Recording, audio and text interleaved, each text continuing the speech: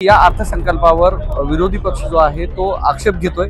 या अर्थसंकल्पातून दीनदुर्बल शोषित पीडित प्रत्येक व्यक्तीचं स्वप्न साकार होणार। महाविकास आघाडीचे जे मुख्यमंत्री किंवा मंत्री आहे म्हणजे इच्छुक मुख्यमंत्री मंत्री त्यांना धक्का पोहोचला, त्यांच्या स्वप्नाचा सखना चूर या अर्थसंकल्पाने जागा।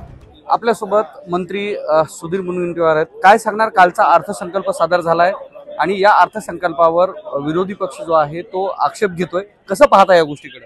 आक्षेप काय घेतोय त्यांचं आहे की छत्रपती शिवाजी महाराजांच्या राज्याभिषेकाच्या 350व्या सोहळ्यानिमित्त रयतेच्या राज्याच्या संकल्पाला दिशा देणारा हा अर्थसंकल्प आहे। आता एक गोष्ट खरी आहे, या अर्थसंकल्पातून दीनदुर्बल शोषित पीडित प्रत्येक व्यक्तीचं स्वप्न साकार होणार। पण महाविकास आघाडीचे जे मुख्यमंत्री किंवा मंत्री आहे म्हणजे इच्छुक मुख्यमंत्री मंत्री त्यांना धक्का पोहोचला, त्यांच्या स्वप्नाचा सखना चूर या अर्थसंकल्पाने जागा। मनात धडकी भरली आणि धडकी भरल्यानंतर ते आकड्यावर चर्चा करत नाही, चद्दर फटी है और क्या फटा है यावर चर्चा करतात। आकड्यावर सांगा ना की तुमचा जीएसडीपी किती टक्के होता, आमचा जीएसडीपी किती आहे, आपल्या राज्यावरचं कर्त किती टक्के एकूण जीएसडीपीच्या होतं यावर चर्चा करत नाही। रिझर्व्ह बँकेच्या निकषाच्या आत तुमच्या कार्यकाळात आम्ही निकषाच्या बाहेर गेलो होतो, सारे निकष तोडून आम्ही आर्थिक स्थिती कमजोर केली। आमची आर्थिक स्थिती मजबूत होते आहे। मागच्या वर्षी 13,65,00,000 कोटी जीएसटी पैकी आमचा एकट्याचा 2,70,000 कोटी जीएसटी होता। आकड्यावर सांगा ना, तुम्ही आकड्यावर बोलणार नाही। कुठून तरी एखाद्या पुस्तकातून शेरो शायरी काढायची आणि ती शायरी म्हणत आकड्यावर न बोलता अर्थसंकल्पाचं महत्व कमी करायचं। खरं तर अर्थसंकल्प म्हणजे सभागृहात आकड्याच्या तर्कसंगत तुलनेवर त्याची चिरफाड केली पाहिजे। ती तर्कसंगत चिरफाड नाही करणार। अरे आम्ही जेव्हा 7 पे कमिशन देतो 44,000 कोटीची वाढ होते तेव्हा एक शब्द नाही, पण आमच्या 2,48,00,000 महिलांना 46,000 कोटीची योजना दिली की असं पोट दुखतं की कोणताही डॉक्टर आणि कोणतीही औषध बनवणारा उद्योग यांच्यासाठी औषधच निर्माण करू शकत नाही। जितेंद्र आव्हाड म्हणतात की राज्यावर 7 लाख कोटीचं कर्ज असताना या बाकीच्या ज्या योजना आल्यात निवडणुकीच्या तोंडावर आणलेल्या आहेत त्याचं इम्प्लिमेंटेशन कसं करणार? तेच सांगितलं ना, अर्थसंकल्पात 40.44 लक्ष कोटीचा जीएसडीपी जागा। याच्या अगोदर यांच्या कार्यकाळात 18 लक्ष कोटीचा जीएसडीपी असायचा, तो आमचा 40.44 लक्ष कोटीचा जागा आहे। देशाच्या विकास दरा एवढं महाराष्ट्राचा विकास दर आहे। देशाच्या जीडीपी मध्ये आम्ही 14% आसपास कॉन्ट्रीब्यूट करतो।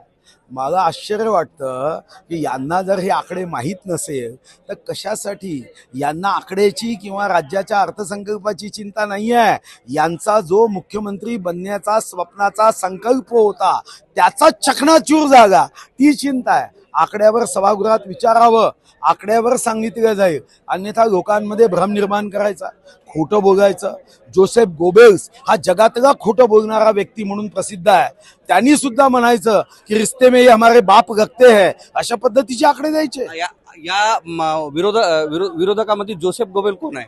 सांगितलं महाविकास आघाडी आहे, ती ठरवून खोटं बोलते। तुम्ही बघा ना, एक खोटं बोलायचं। पहिल्यांदा ते काय म्हणाले, एक दिवस अगोदर आर्थिक पाणी हवा झालं, म्हणाला महाराष्ट्र मागे गेलाय, दरडोई उत्पन्न आमचं कमी झालं।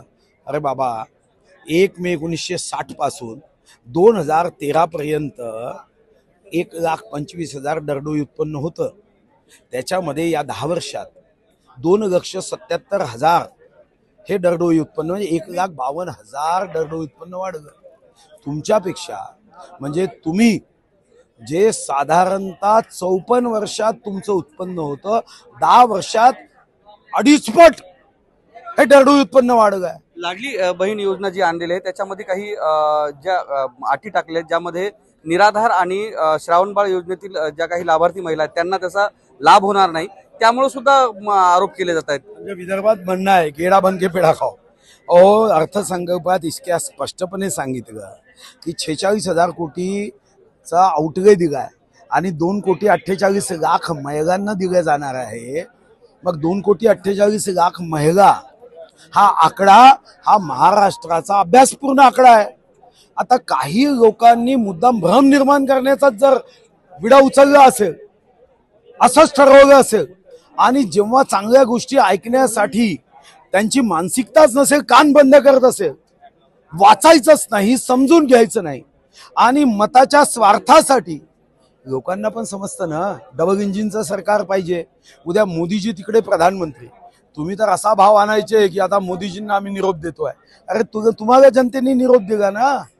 भाऊ, ज्या पद्धतीने आपण बोलत आहात तसंच पीक विम्याचा सुद्धा प्रश्न. पीक विमा 1 रुपयामध्ये पीक विमा सरकारनं दिला होता, मात्र त्यामध्ये 1 रुपयामध्ये नाही तर शेतकऱ्याकडून 100 रुपये ते 200 रुपये उकळले जात असल्याचा प्रकार समोर आलेला आहे. एका माध्यमामध्ये त्याचा व्हिडिओ सुद्धा आलाय बातमीच्या स्वरूपामध्ये. मला वाटतं की तुम्ही सुद्धा त्या बातमीचं विश्लेषण करणं शिकलं पाहिजे. अन्यथा 9 आकडा तुम्ही 6 म्हणून पाहता तिकडून. अहो, 1 रुपयाला 100 रुपये याचा अर्थ काय होता माहिती आहे का? विमा 1 रुपयात होता, पण जेव्हा तुमच्या गावामध्ये तिथं असणाऱ्या ठिकाणी इंटरनेट चालत नसेल तर तुम्हाला सेंटरवर जेव्हा दुसऱ्या गावात जावं लागतं, तो जाण्याचा खर्च आणि तिथं एखाद्या खाजगी इंटरनेटचा उपयोग केला म्हणून तिथं जास्तीचे पैसे कोणी आकारले असतील तर सरकारने आता सांगितलं की जे भारतनेट असेल, महानेट असेल, याचं सर्वात उत्तम काम करायचं आहे. आणि म्हणून हा गैरसमज काढून टाका की 1 रुपयाचा पीक विमा देताना काही सरकारने 100 रुपये घेतले आणि 1 रुपयाच्या पीक विम्यासाठी सरकारने 1551 कोटी रुपये हे प्रीमियम सरकारने भरलं. पण काही लोक हे चांगलं पाहूच शकत नाही आणि ते त्याचं योग्य विश्लेषण करण्याच्या ऐवजी काहीतरी सनसनाटी बातमी आपल्याला कशी करता येईल, यातून चांगल्या योजना कशा बदनाम करता येईल, याचा प्रयत्न काही लोकांनी ठरवूनच केला. असे लोक हा प्रयत्न करतात. याचं विश्लेषण जर केलं तर तुमच्या लक्षात येईल की याचा फायदा साधारणतः 1,70,00,000 शेतकऱ्यांनी घेतला आहे डबल पिकामध्ये. आणि म्हणून असे प्रश्न निर्माण करायचे आणि पूर्ण योजनेला बदनाम करायचे असे काही द्रोही लोक, जनद्रोही असे काही लोक आहेत. कामगारांचं जे मध्यान्ह भोजन होतं ते बंद करण्यात आलं, त्यावरून सभागृहामध्ये आता गोंधळ घालण्यात आला आणि असं म्हणण्यात की हे सरकार हे कामगार विरोधी आहे असं सांगण्यात आलं आणि सभात्याग करण्याचा सभागृहाच्या बाहेर पडले गेले. नाही, मला याची माहिती नाही आहे. माहिती घेऊन सांगू शकेन की मध्यान्ह भोजन कशाला दिलं गेलं आणि आता का रद्द केलं गेलं का, आता याचं मला माहीत नाही. कधी कधी आपण रद्द करतो, तुम्हालाही माहिती आहे. झुणका भाकर योजना रद्द झाली होती, सरकारनेच केली. कधी कधी अशा पद्धतीने एखादी योजना आणि ती योजना रद्द करण्यासाठी काही कोर्टाचे आदेश असतील, लोकांची मागणी असेल, मला माहिती नसल्याने मी भाष्य करणं योग्य नाही.